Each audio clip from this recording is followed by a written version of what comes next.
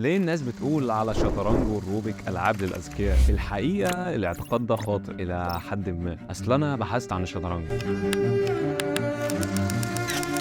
واكتشفت إنه بدأ من الهند، ده الرأي الأرجح واللي معظم الناس متفقة عليه. كانت بدايتها خالص سنة 700 ميلادي، وانتقل من الهند يا عم لبلاد فارس. بس قبلها كان في لعبة تانية كده اسمها شطرنج أو شطرنج، مش متأكد، ودي بقى اللي اتطورت وبقت الشطرنج حاليا. اللعبة دي بقى يا سيدي فيها عدد لا نهائي من الاحتمالات، يعني مهما كنت ملم باللعبة انت برضه لسه ما تعرفش أي حاجة، وده اللي بيوضح ليه اللعبة دي بتعزز نمو الدماغ وبتعلي من الاي كيو، وبرضه بتنمي مهارة البروبلم سولفنج عندك، وغيرها من المهارات الكتير المهمة في التعامل اليومي. طبعا دلوقتي انت هتقول اني بناقد نفسي وان دي لعبة للأذكياء زي ما انا لسه قايل. لا، انت غلط، دي لعبة بتنمي الذكاء، بس مش شرط تكون ذكي عشان تلعبها. يعني اي حد مستوى ذكائه 90 اي كيو واكتر ممكن يلعبها عادي. هتقولي بقى طب ما روبيك بقى لعبة للناس الاذكياء. بص، اي حد يقول لك كده هو مش فاهم حاجة. دي لعبة مش للاذكياء ولا حاجة، دي لعبة اي حد ممكن يلعبها عادي. هي مجرد فزورة ليها حل معين، انت مجرد ما تعرف الحل هتقدر تحلها كل يوم وكل دقيقة عادي. وطريقة الحل دي مش معتمدة عليك ولا حاجة،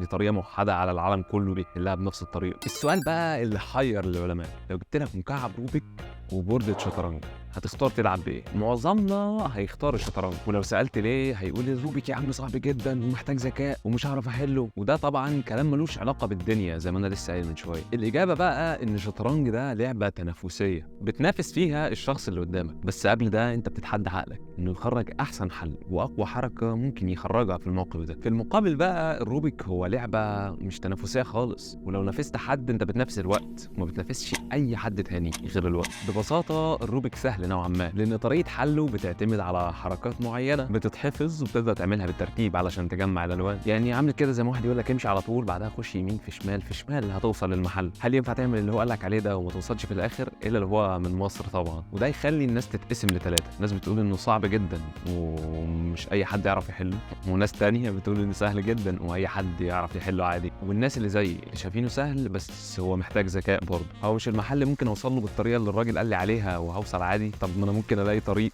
اسرع ومريح اكتر، يبقى انا كده ذكي لان استخدمت طريقه ما حدش بيستخدمها غيري. بس في الاول لازم اكون حافظ الطريق البطيء الرخم عشان اعرف الاقي حاجه اسرع منه. بس انت عارف حاجه، انا شايفك اذكى واحد لانك اتفرجت لحد دلوقتي وعامل لايك. يا نهار ابيض، طب اعمل طيب. سلام.